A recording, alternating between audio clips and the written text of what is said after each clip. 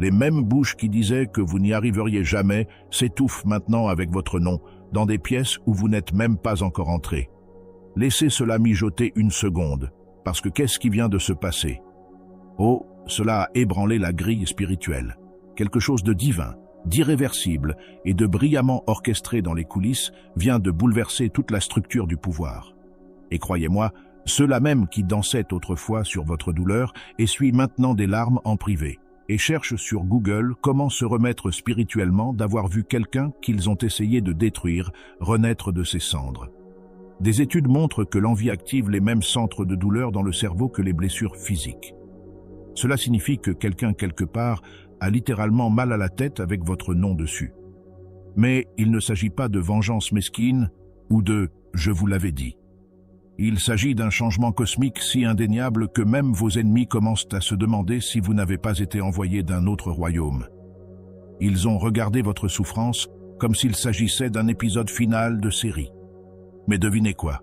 Ce n'était pas la fin, c'était le rebondissement. Maintenant, ils pleurent en coulisses.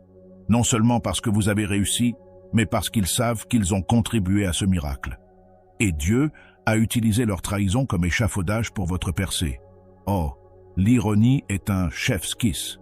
Déballons pourquoi leurs larmes coulent comme le Wi-Fi dans un confessionnal et pourquoi l'élu a toujours le dernier mot.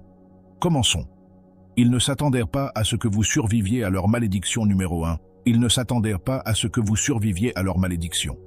C'est la partie qui les hante le plus. Ils ont vraiment cru que vous ne survivriez pas à ce qu'ils vous ont fait. Les mensonges, la trahison, les attaques silencieuses, le sabotage en coulisses dont personne ne savait rien mais dont vous avez ressenti chaque parcelle. Ils ont envoyé du poison spirituel, certains par des mots, d'autres par des actions, et certains par des rituels dont ils pensaient que vous ne sauriez jamais rien. Ils vous ont vu vous effondrer et ils ont pensé que c'était la fin de l'histoire. Mais quelque chose d'énorme vient de se produire. Vous n'avez pas seulement survécu, vous y avez survécu, vous avez guéri, vous vous êtes relevé, et vous vous êtes relevé devant tout le monde. Voici où cela devient profond. Quand ils vous ont attaqué, il ne s'agissait pas seulement de vous faire du mal. Il s'agissait de prouver que vous n'étiez pas qui vous prétendiez être. Ils voulaient que leur malédiction soit la preuve que vous étiez faible, faux ou délirant. Mais au lieu de cela, votre survie est devenue la preuve qu'ils avaient tort. Et c'est pourquoi ils pleurent, maintenant. Ils pleurent parce que leur malédiction n'a pas seulement échoué, elle s'est retournée contre eux. Et maintenant, les gens commencent à les questionner. Voyez-vous, ils n'ont pas seulement parié sur votre échec, ils y ont investi. Émotionnellement, spirituellement, parfois même financièrement. Ils ont construit toute une identité autour de l'idée que vous ne vous remettriez pas. Et maintenant que vous l'avez fait, leur histoire est en lambeaux. C'est pourquoi ils paniquent en silence. C'est pourquoi ils tombent malades en privé. C'est pourquoi ils essaient de nettoyer spirituellement le désordre comme un enfant qui a renversé quelque chose dans l'obscurité, espérant que personne n'allumera la lumière. Ils ont vu votre effondrement comme une confirmation que leur attaque avait fonctionné. Ce à quoi ils ne s'attendaient pas, c'était la résurrection. Et pas seulement une résurrection silencieuse, une résurrection qui est venue avec visibilité, puissance et la preuve indéniable que vous êtes choisi, protégé et élevé par quelque chose de plus grand. C'est ce qui les brise, parce qu'ils savent au fond d'eux que si ce qui vous est arrivé leur était arrivé, ils auraient été détruits. Maintenant, ils pleurent, non pas par culpabilité mais par frustration, parce qu'ils ne peuvent pas défaire ce qu'ils ont fait, et ils ne peuvent pas arrêter ce que vous êtes devenus. Le fait que vous ayez survécu à leur malédiction a été la plus grande gifle spirituelle qu'ils n'ont jamais vue venir. Et maintenant, ils savent, vous n'étiez pas seulement la cible, vous étiez le test, et ils l'ont échoué, et vous êtes devenu la preuve que leur pouvoir n'était qu'une illusion. Ils n'ont jamais pensé que le jour viendrait où les gens réaliseraient que leur pouvoir était faux. Pendant très longtemps, ils ont trompé tout le monde, même vous, à un moment donné. Ils se promenaient comme s'ils étaient intouchables, comme s'ils étaient ceux qui contrôlaient. Ils manipulaient les gens avec du charme, utilisaient la peur pour faire taire les autres, et tordaient la vérité comme si c'était une seconde nature. Mais au fond, toute leur identité était construite sur du vent et des miroirs. Leur contrôle ne fonctionnait que lorsque vous étiez brisé, silencieux et incertain de vous-même. Au moment où vous avez commencé à guérir et à entrer dans votre vérité, tout a commencé à se fissurer. Ce qui vient de se passer est plus qu'un simple changement. C'était une exposition. Quand vous vous êtes élevé, leur illusion s'est effondrée, parce que votre croissance a dit la vérité qu'ils ont essayé d'enterrer. Vous n'avez pas eu à dire un mot. Votre présence a commencé à raconter l'histoire. Les gens ont commencé à remarquer la force de votre esprit, la clarté de votre voix, la paix avec laquelle vous marchez maintenant. C'est ce qui les rend fous en coulisses. Ils voient la différence et ils savent que la version de vous qu'ils ont peinte ne correspond plus à la réalité dont les gens sont témoins. Cela les fait passer pour des menteurs parce qu'ils l'étaient. Ils pleurent parce qu'ils savent que les gens commencent lentement à poser des questions. Et les questions mènent à la vérité, et la vérité mène à l'exposition. Ils sentent le sol trembler sous leurs pieds parce que leur réputation n'a jamais été réelle. Elle a été construite sur le contrôle du récit, et maintenant que vous êtes debout dans votre pouvoir, le récit change, et ils ne peuvent rien faire pour l'arrêter. Ce qu'ils ont sous-estimé, c'est votre résilience.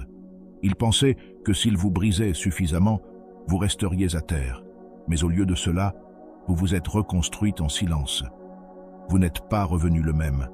Vous êtes revenu plus intelligent, plus aiguisé et spirituellement équipé. Et maintenant que votre lumière est réelle et enracinée, leur faux pouvoir vacille comme une batterie en fin de vie. Les gens regardent, les énergies changent, et la même voix qu'ils utilisaient autrefois pour vous étiqueter tremble maintenant parce qu'elle ne peut pas rivaliser avec votre vérité. C'est pourquoi ils pleurent. Non pas parce que vous leur avez fait du mal, mais parce qu'ils ne peuvent plus faire semblant. Le masque glisse, et votre existence est la preuve qu'ils n'ont jamais été les forts. Numéro 3. Leur réputation se détériore de l'intérieur et ils ne peuvent rien faire pour l'arrêter. À un moment donné, ils avaient tout le monde à leurs pieds. Ils avaient l'image parfaite, gentille, digne de confiance, aimant, bien organisé. Les gens croyaient qu'ils étaient la victime, le saint, celui qui avait toujours raison. Mais maintenant, quelque chose d'énorme vient de changer et les fissures commencent à apparaître.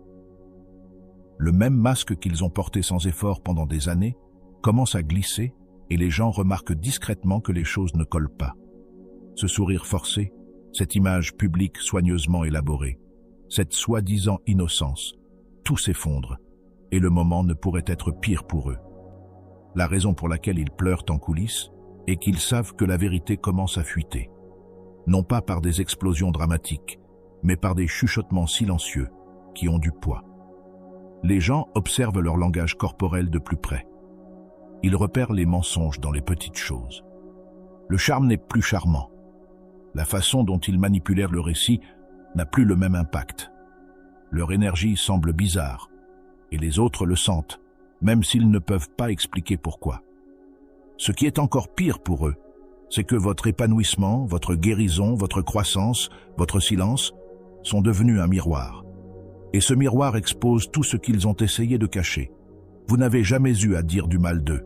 Vous n'avez jamais eu à laver votre nom avec force. Votre paix a été plus forte que leur performance. Et c'est ce qui les ronge. Ils étaient autrefois les marionnettistes, mais maintenant ils sont ceux qui s'effondrent sous leurs propres actes. Les gens qui croyaient autrefois chaque mot qu'ils disaient commencent à hésiter. Ils remettent en question les histoires. Ils se souviennent de choses qui ne collèrent pas avant. Ils se demandent ce qui s'est réellement passé.